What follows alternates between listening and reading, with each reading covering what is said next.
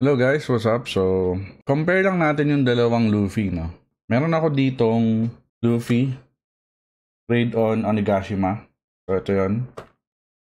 And then, meron ako ditong Romance Dawn. Ito yun. So, compare lang natin siya. Anong main difference? Siyempre, una, appearance. Ayan. Kita naman natin yung... So, sino mas matangkad? Parang feeling ko same height lang naman. Yeah, same height. Kung meron mang difference, sobrang minimal lang. Ayan. Yung hat nila parang ewan ko pero sa paningin ko parang mas bright yung sa Romance doon. And dito kasi sa Raid on Onigashima, masyadong maraming moving parts like ito. Ito removable to eh. Ano, tatanggal. Tapos yung belt na yan, medyo nagagalaw-galaw siya. Ano. Yung kanyang damit. Pati yung sa sleeves. Hindi masyado nagagalaw pero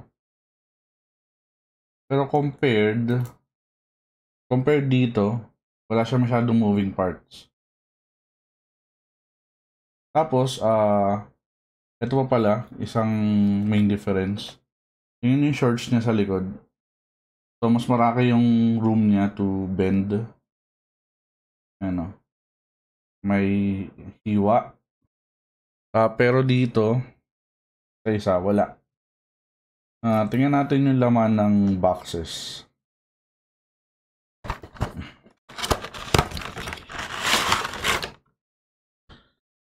So, dito sa Raid on Onigashima, 4 na hands lang yung alt mo.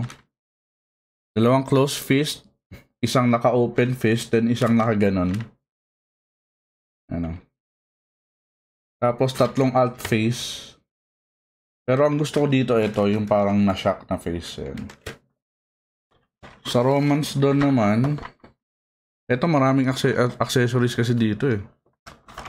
Kaya, parang mas gusto ko ito eh. Ano? 6 na alt hands. Meron ka pang 3 faceplate. Meron ka pang meat. Yung meat na may kagat. Tapos yung mukha niya na, ayun, yung mukha niya na kumakain. So for me, mas maraming accessories. Mas cool, di ba?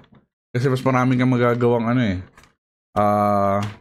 Articulation, mga posing, di ba? So, ayun. Kung ako tatanungin, mas prefer ko si Romance doon. Pero since, syempre, medyo outdated na itsura ni Romance doon eh. I mean, sobrang tagal na ni One Piece, di ba? Di na-updated kapag kay Romance doon tayo. Pero, yeah. Kung ako tatanungin, mas prefer ko tong Romance doon. Kumpara kay Raid on Onigashima. Pero sa articulation, parehas lang naman sila. Marami kang magagawa articulation and posing.